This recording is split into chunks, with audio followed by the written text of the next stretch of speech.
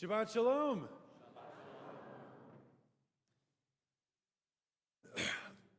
There's, of everything that happened in this past week, there's one thing that slipped under the radar of most people, I think, and that is the release of the newest streaming reboot of a beloved TV show.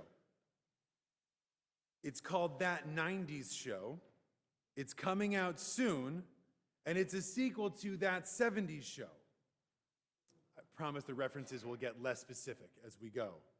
But it's a show where the teens from the show that came out 20 years ago are now the parents of a new generation. And in doing this, it's one of a number of reboots that have come out recently. There's a new Saved by the Bell, there's a new Boy Meets World, there's a new Harry Potter, where Harry Potter is the dad and his kids are the new young wizards. All of this is doing more, I think, than trying to cash in on nostalgia. I think that these shows are helping a generation, my generation, raised by the sitcoms, learn how to be parents. Corey Matthews showed me how to navigate being a good person in the cruel world of middle school, and now he's helping me be a good dad. We learn something about legacy while we watch Wednesday Addams deal with living in the shadow of her mother, Morticia, or the actions of the supposedly mature new Saved by the Bell cast. Or, if I haven't hit the right age references in this generation, think of the ultimate legacy transition in the greatest father-son dynamic in cinematic history, Luke Skywalker and Darth Vader. Or you could look in the Torah and the Haftorah. Because just as Darth Vader passes on his legacy to Luke, in our Torah, Jacob blesses and charges his sons. David, in our Haftorah, gives his wisdom and tasks to his son Solomon. We will treat each of these stories, but all three share something in common. Common threads and themes. The greatness of these fathers in word and deed and spirit, and each of the sons of these three great fathers, themselves destined for greatness, must, in the course of their lives, come to terms with the legacy of their parents. And when I say legacy of parents, I don't specifically mean necessarily blood relations. I mean all kinds of parents and elders, all those who care about what happens to the next generation, the passing of legacy from one generation to another. Now, the Mishnah tells us that a parent transmits to their child handsomeness, strength, wealth, wisdom, and years. A tall order, to be sure. And in the case of most of our great patriarchs, we have to assume that they're passing on greatness in all of these categories. Indeed, Joseph, Judah, Solomon, or Luke could have uttered, "The force is strong in this family." Yet the transmission of greatness from parent to child is not often easy. British playwright Ben Jonson warns us that the greatness of name in the father oft times overwhelms the son. They stand too near to one another. The shadow kills the growth so much that we see the grandchild come more and oftener to be the heir of the first. I think what he's saying is what we see in our patriarchs. Abraham's greatness might have been what overshadows Yitzchak, whom we hear relatively little about in the Torah. But Abraham's greatness we see renewed again in his grandson Jacob, who certainly claims his grandfather's mantle. What the parent wants above all else for their child, success in a life well lived, can sometimes be derailed by the greatness of the parent and the shadow it casts along that child's future. Whether the baton is passed with intention or not, there are different ways of transmitting a legacy to the next generation. So take the example of Darth Vader and Luke Skywalker. Vader passes on his power and his weakness to his son, his strength in the Force, and his pull to the dark side. Vader wants his son to follow in his greatness and essentially passes on the same critical decision between light and dark that he himself had to make. We're left only to hope that Luke makes a better decision with the same power. In this, we see the passing on of both power and weakness in equal measure, without much of an apparatus to decide between the two.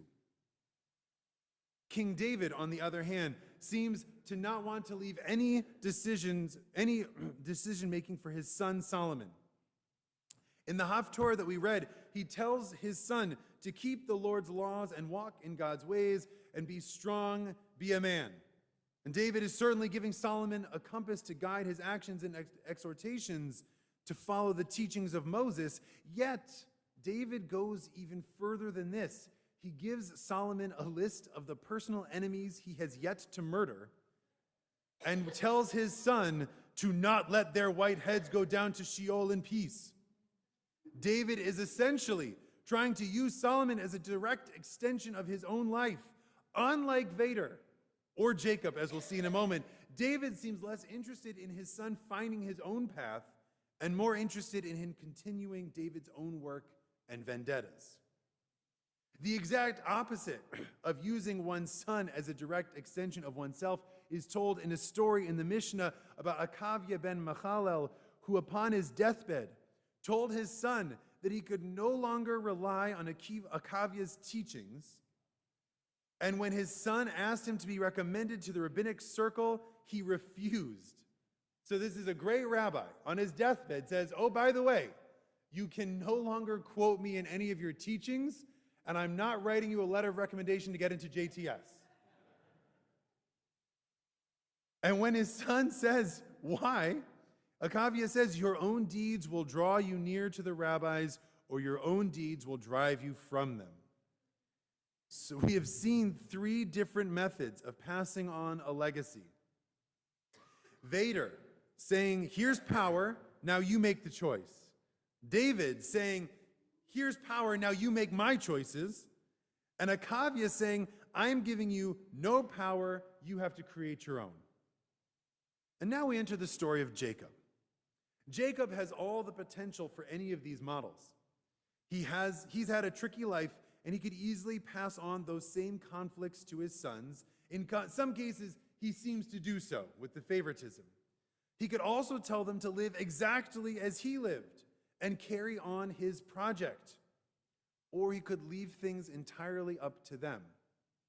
I think that one of the defining moments in this story comes at the beginning of the Parsha when Joseph brings his own children to his father Jacob to be blessed. We're told that Jacob's eyes had become dim, that he could no longer see. I imagine in this moment, Jacob, much like a character from a 90s sitcom being rebooted, finds himself in a situation familiar, but in a different role.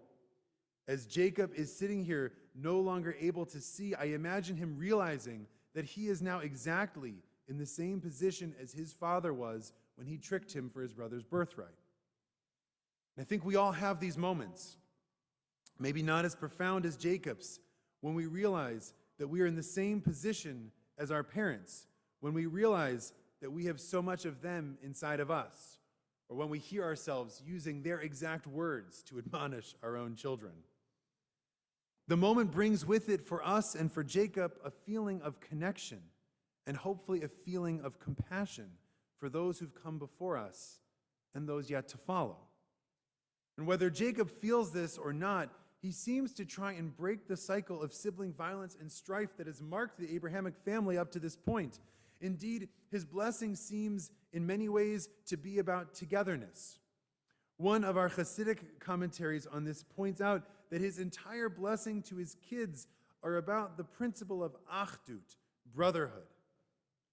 Jacob, unlike David, is focusing on his children's lives and not on his own.